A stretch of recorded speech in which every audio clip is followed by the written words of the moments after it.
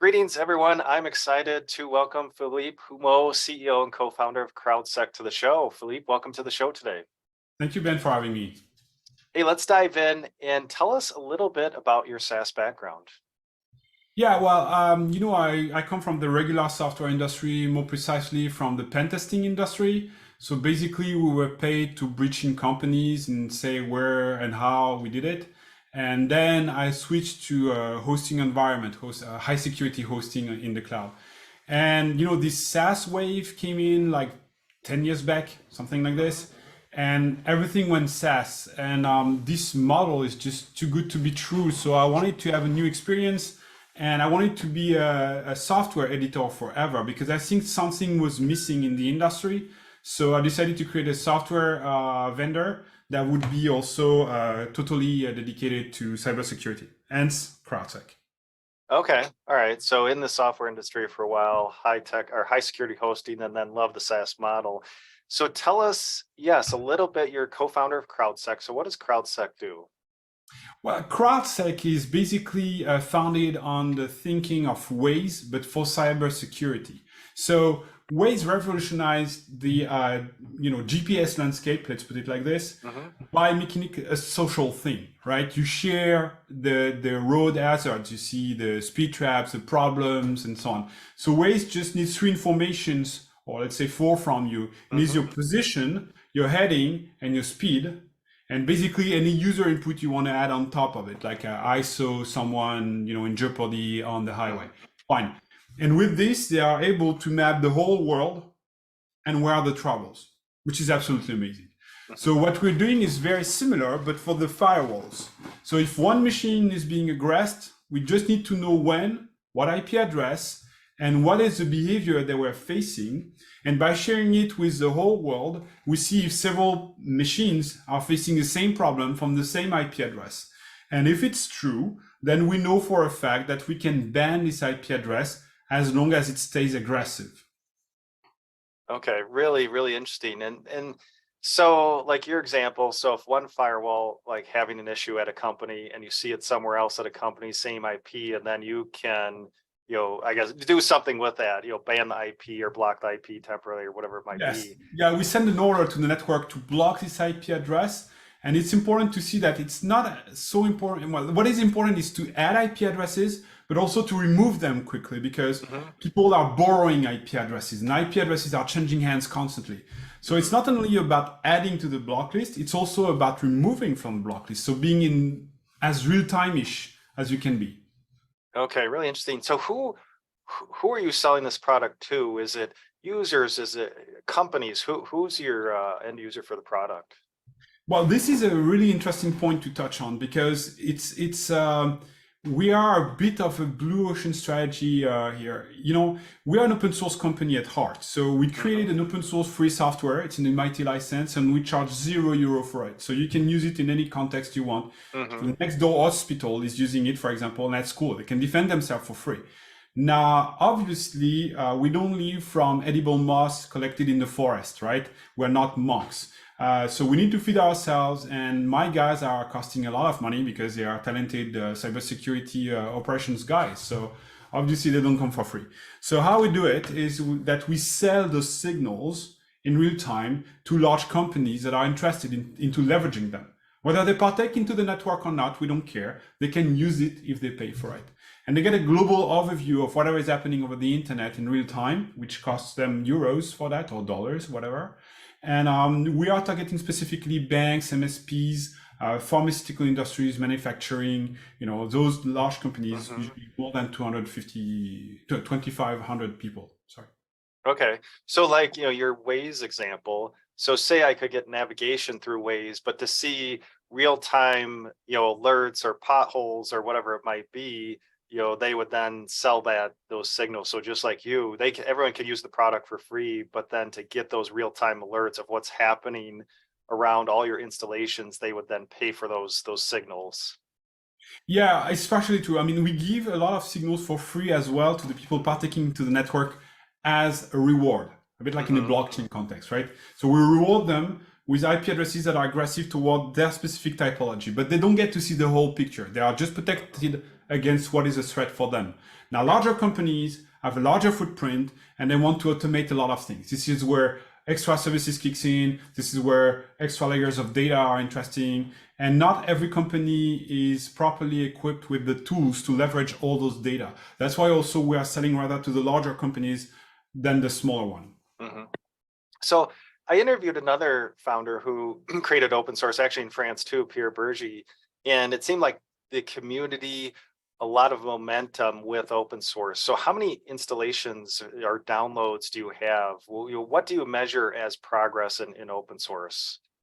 Yeah, so for the listeners, what we call in this lingo of the investment world, we call this the North Star KPI.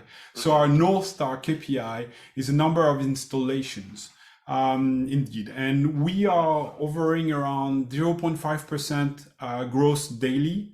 And the base is around 135,000 installs so far, which would relate to somewhat 300, 400,000 machines in the world listening to those signals, because one installation can defend several machines. That's a bit tricky, but whatever.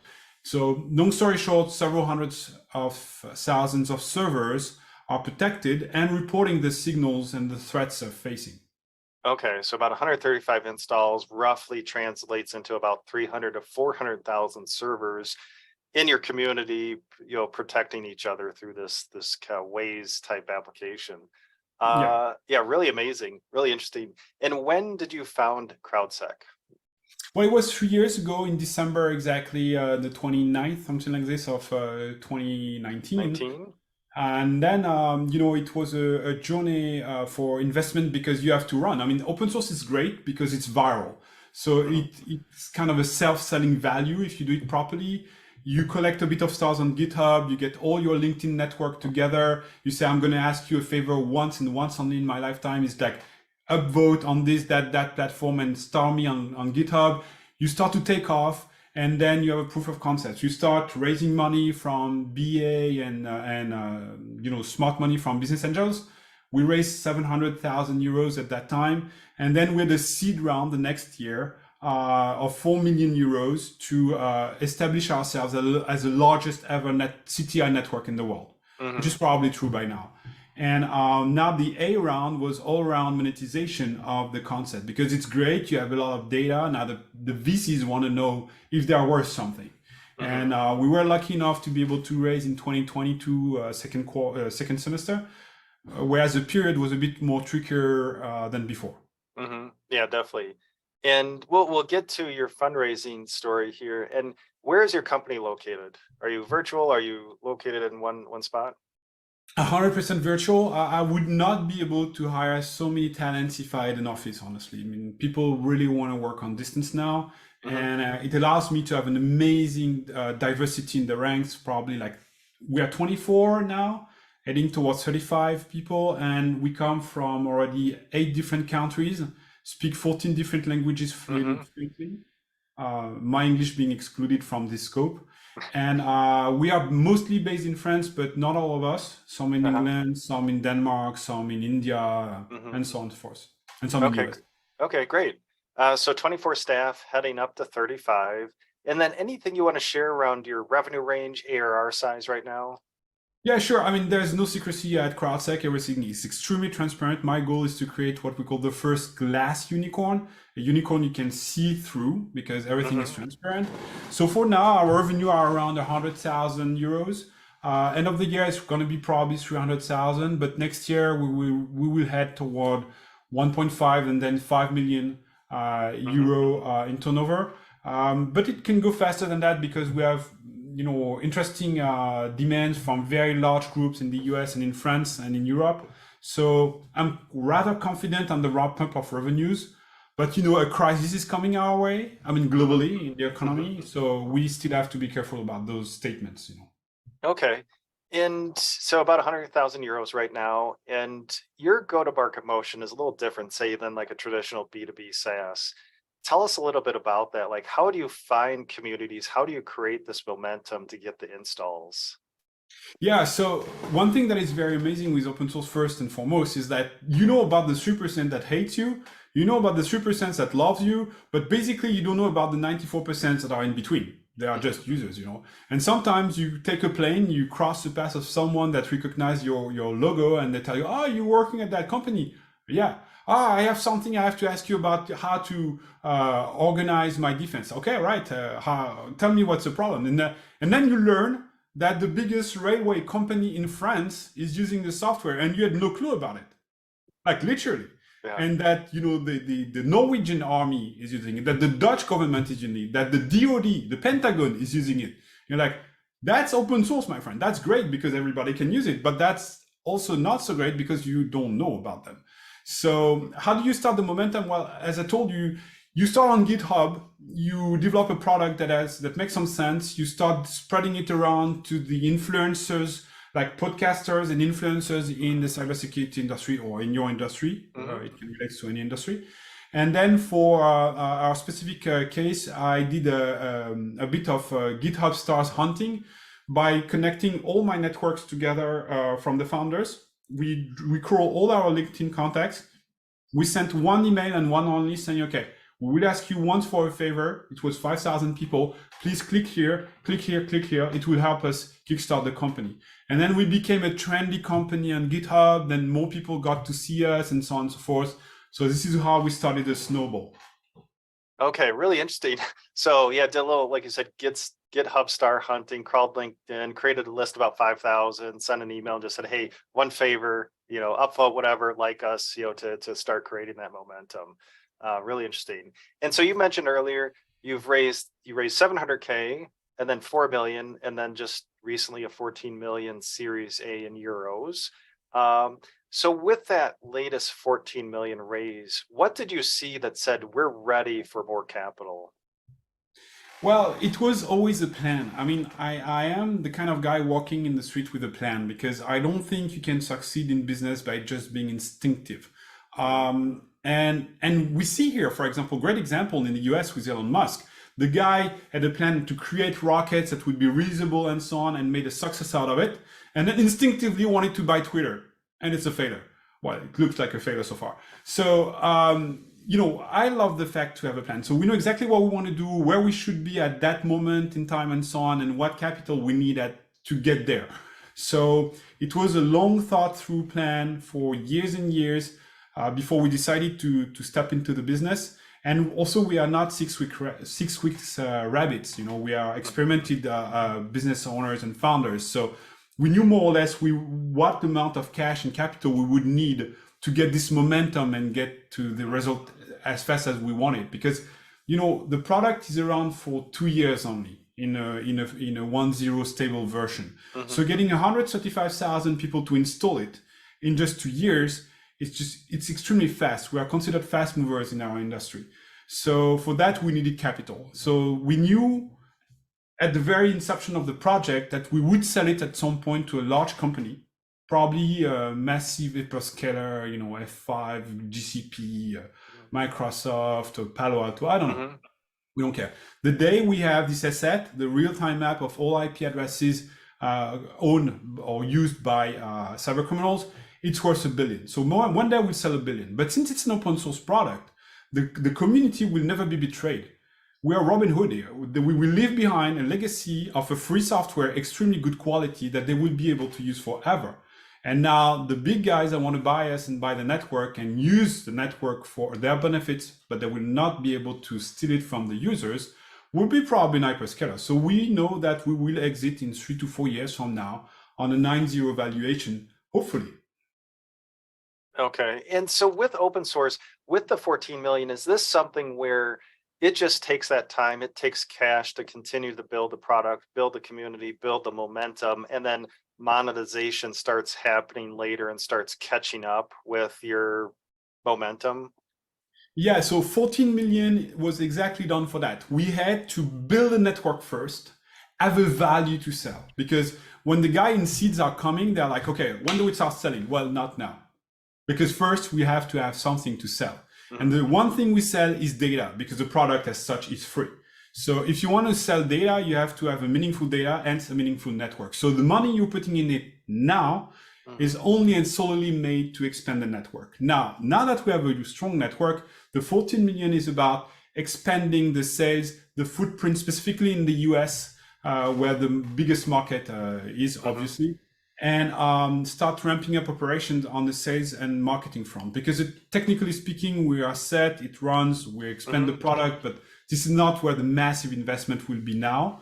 It's like 1/3 of this 14 million. The rest is roughly 1/3 for marketing, 1/3 for sales, to kick off the sales in the US mainly. Okay, yeah, that makes a lot of sense. So you've raised a significant amount of capital so far. So for the SaaS founders, executives listening right now, what are some lessons that you've learned along the way with these fundraising rounds? Well, the average number of VCs I've been discussing with before raising is 50. So 50 or 48 for the seed round and 45, something like this, for the A round. Raising the smart money was the easiest by a long mile. Took us something like 2 months, not even. I would totally put them again into what we call a special purpose vehicle, meaning you regroup them. You can take 20 people. Your grandma is putting 1,000 euro and a major business angel is putting 100,000 euros, and it's no problem. They all live in the same special purpose vehicle, which is basically a holding that takes like 17% of the company and gives you in exchange 700,000 euros to take off.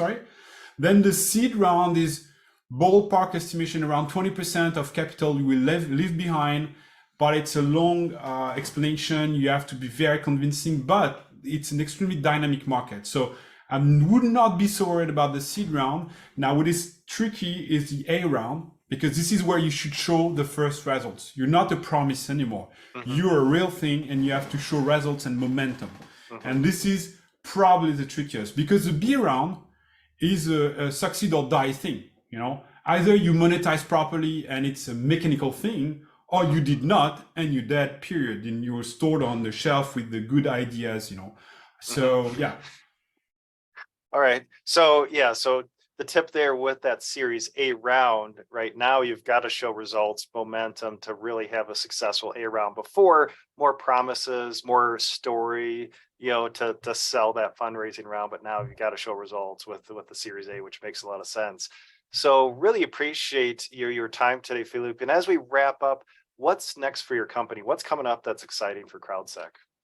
Well, so many things already. I mean, I see people using the product in ways we have not even been thinking about. Like people are passing plane logs or pacemaker logs, whatever is spitting logs can be passed by the software, even though we are focusing on the cybersecurity industry. So people are using it in plenty of ways, exploring the possibilities, and that's great. I mean, it's totally escaping our own sphere and our own thinking. So I like this a lot. Obviously, putting boots on the ground of the US is the big thing for us this year. I'll be delighted to land in New York, in Colombia, in Boston soon enough in January to start explaining to the US market makers that yes, we hold something that is absolutely unique, built on the community for the community, but that large companies will totally love because of the output of the network. So yeah, these are the things I'm looking for. And when you start to have momentum and add logos, and get money in, it's the end of the road. You succeeded. After it's about scaling, but I'm a lifter. I like to see myself as an entrepreneur that is doing the heavy lifting from the ground and put the rocket on its path. And after someone else has to pilot it and make it even better and larger and so on. It's not my profile anymore, but I like this part. Yeah. So interesting, because earlier you said, you want to exit in 3 to 4 years. So, and like you said now, so you like the creation part, creating from scratch, building it to a point, and then someone else can be the pilot and scale it to something larger. Yeah. I'll be representing the company, I'll be selling, I'll be explaining, I'll be doing whatever you want from me, but the executive CEO, that will be putting on the knobs properly and doing the fine tuning is probably not me. And I don't think a CEO can be kind of universal, he can be a lifter and then become the head of a super large companies. And when you see on the industry, it's usually two different type of profiles, Some are doing the first vehicle, putting it in orbit, and then others are doing a way bigger thing out of it. And I'm fine with this. I know my limits. That's super fine. Yeah, appreciate that insight. So Philippe, really appreciate the time today. If and sharing your background, sharing about CrowdSec. If the listeners would like to learn more about CrowdSec, where can they find you online? So they can go on crowdsec.net. Be careful because close to the C, there's an X on your keyboard and it's an entirely different website. Crowdsec.net, and they can find us also on GitHub, but just typing CrowdSec in Google will lead you everywhere you need to be. Okay, so CrowdSec, SEC Yes. .net, and they'll Absolutely. find Philippe and the company. So Philippe, really appreciate your time today, sharing your story, and best of luck in your journey next year. My pleasure, Ben. See you soon. Bye.